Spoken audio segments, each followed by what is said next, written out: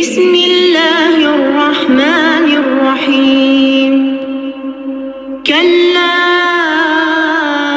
إذا بلغت التراقي وقيل من راق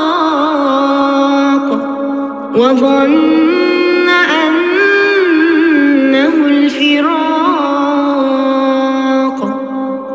والتفت الساق بالساق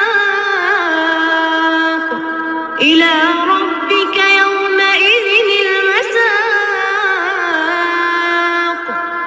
فلا صدق ولا صلى ولا